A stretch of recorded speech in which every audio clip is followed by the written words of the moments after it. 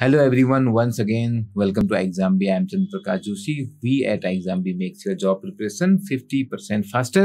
इस सीरीज में 7 वीडियो की सीरीज में मैं आपको ये बता रहा हूँ कि आरबीआई ग्रेड बी के नोटिफिकेशन आने से पहले क्या करना है। जैसे कि मैंने आपको पिछली वीडियो में दिखाया था, एक बार नोटिफिकेशन आ गया तो यहाँ पर आपको मिलने वाले हैं अप्रोक्सीमेटली 2 महीने।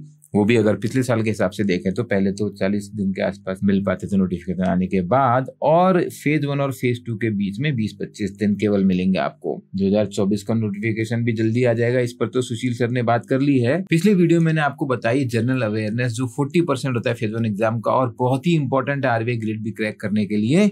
आज मैं आपको बता रहा हूँ क्वांटिटेटिव एप्टीट्यूड की strategy. Overall RBI grade B बनने के लिए इसका रोल लिमिटेड है, थोड़ा है, क्योंकि ये केवल फेज 1 में आएगा। आपको फेज 1 में 30 क्वेश्चंस यानी कि 15% का वेटेज हुआ फेज 1 में। यहाँ पे सबसे कम वेटेज हुआ क्वांट का। लेकिन सच्चाई ये है, अच्छे लोगों का आरबीआई में क्वांट कट ऑफ ही क्लियर नहीं हो पाता है।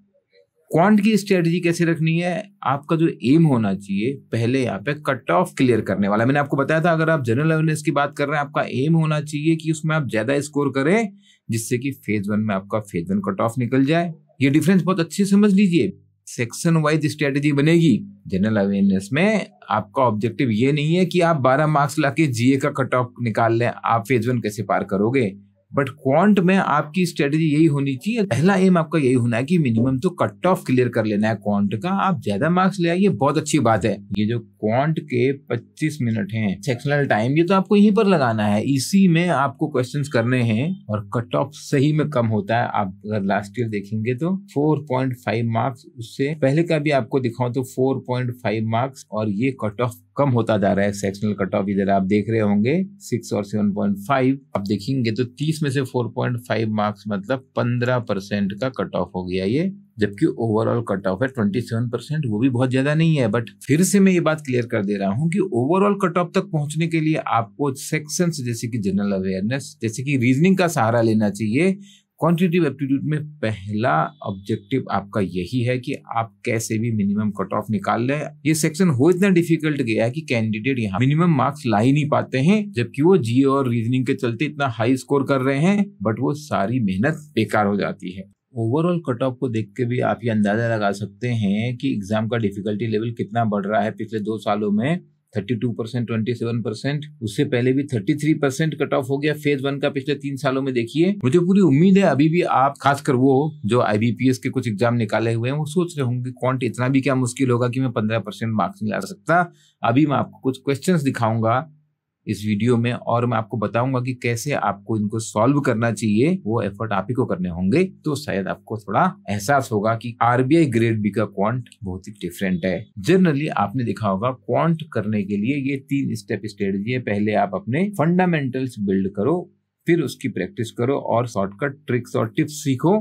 आरबीआई के केस में मैं आपको बोलूंगा ये शॉर्टकट ट्रिक्स और टिप्स की आपको जरूरत पड़ेगी नहीं। ये बिल्कुल भी कैलकुलेशन की स्पीड का गेम नहीं है। क्वेश्चन इतना डिफिकल्ट होता है, आपको अगर फंडामेंटली गेम समझ में आ गया सॉल्व कैसे करना है, तो आप शायद 20-30 सेकंड एक्स्ट्रा लेके कैलकुलेशन कर लोगे। आपका एम ही यहाँ पर 20-25% स्कोर करना है। वो जिस दिन पूरा हो जाए उसके बाद आप स्पीड बढ़ाते रहिए, कोई दिक्कत की बात नहीं है। फोकस करेंगे overall RBI grade B exam निकालने पर। अच्छी बात क्या है कि क्वांटिटेटिव एप्टीट्यूड रूल बेस्ड है और यहाँ पे फास्ट लर्निंग होती है। आप सीखना शुरू करेंगे तो एक्यूरेसी लेवल भी हाई रहेगा।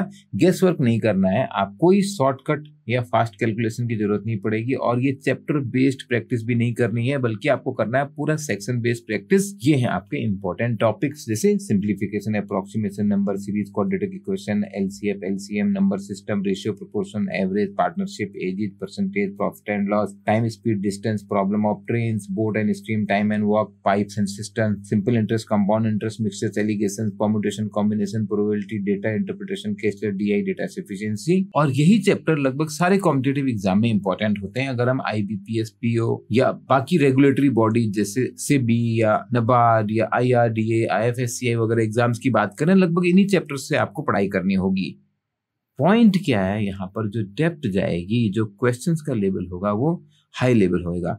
हाई लेवल क्वेश्चंस तो आप एक दिन में सॉल्व करने नहीं लगोगे, कैसे उस तक पहुंचेंगे, और ये स्पीड से नहीं पहुंचेंगे। क्वांट की तैयारी स्पीड से नहीं करनी है, क्वांट की तैयारी पेशेंस से करनी है, स्ट्रॉन्ग फंडामेंटल्स पे करनी है। इसके लिए मैं आपको रिकमेंड करूंगा कि पहले तो आप जो हमने इंपॉर्टेंट टॉपिक्स दिए हैं उसमें कोर्स को कंप्लीट कर लीजिए 2-3 बार।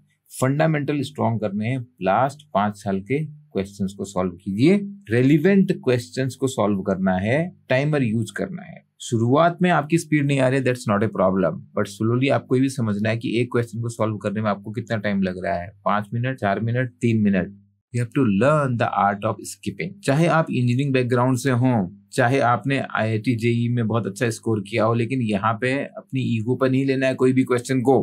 30 क्वेश्चन मिल रहे हैं, आपने 8 क्वेश्चन सॉल्व कर लेने हैं, आपका काम हो जाएगा। बट कौन से 8 क्वेश्चन सॉल्व करने हैं? जैसे एक अच्छा बैट्समैन जानता है कि कब उसे बाउंसर छोड़नी है और कहां पर उसे स्पिन बॉल छोड़नी है। किसी बाउंसर में भी सिक्सर मारा जा सकता है और कभी कभी स्पिनर की भी धुलाई हो जाती है। आपको ये टेक्निक सीखनी है और ये टेक्निक आती है प्रैक्टिस से। You have to first build your fundamental, then do lot of practice so that you can skip questions. Skipping बहुत इंपॉर्टेंट है। यहाँ पे 30 क्वेश्चन सॉल्व करने के लिए ना तो आपके पास टाइम है, ना आपको बिल्कुल भी जरूरत है। आप सॉल्व करेंगे, बहुत हाई लेवल एक्यूरेसी है तो 7-8 क्वेश्चन, कम एक्यूरेसी है तो 12-15 क्वेश्चन। आधे से ज्यादा क्वेश्चन आप छोड़ने वाले हैं, बट कौन से आधे से ज्यादा क्वेश्चन आप पिक करने वाले हैं? उसके लिए जैसे आप कोर्स में जाते हैं, फंडामेंटल को स्ट्रॉन्ग करने के लिए आप क्वांटिटेटिव एप्टीट्यूड पर जाइए। यहाँ पे आपको हर चैप्टर में, सपोज आप गए प्रॉफिट एंड लॉस में, लो लेवल डिफिकल्टी से हाई लेवल डिफिकल्टी पे आपको वीडियोस दिखाई देंगे। इन वीडियोस को आपको लर्न करना है। देखिए हाई लेवल को अलग से लिखा गया है, high level part 1, part 2, part 3, और इसी तरीके से आपने जब इजी लेवल टेस्ट सॉल्व कर लिया, देखिए यहाँ पे टेस्ट है, तो profit and loss moderate difficulty level इस अटेम्प्ट करने हैं ये टेस्ट। और उसके अलावा आपको करने हैं previous year questions. RBI phase 1 previous year paper देखिए, आपको पता लगेगा, आपको मिलेंगे पूरे मॉक टेस्ट के फॉर्मेट में। क्वांट के सेक्शन में लेके चल रहा हूँ, यह है क्वांटिटेटिव एप्टीट्यूड। वीडियो को यहाँ पर पॉज करके आप सॉल्व करने की कोशिश करो इसको।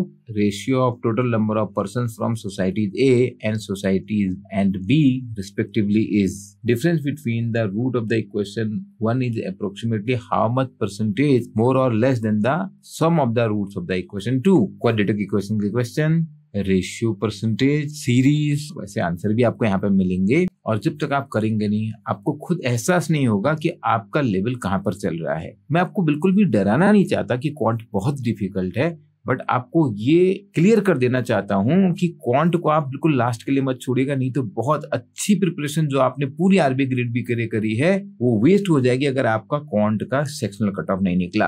और सच में बहुत दुख होता है जब ऐसे टैलेंटेड लोग एक छोटी सी मिस्टेक से रह जाते हैं, बिकॉज वो एग्जाम की स्ट्रेटजी पे काम नहीं कर रहे होते हैं। पूरा 1 साल का नुकसान हो जाता है। अभी के अभी आप ये प्रीवियस ईयर पेपर डाउनलोड करो, फर्स्ट स्टेप।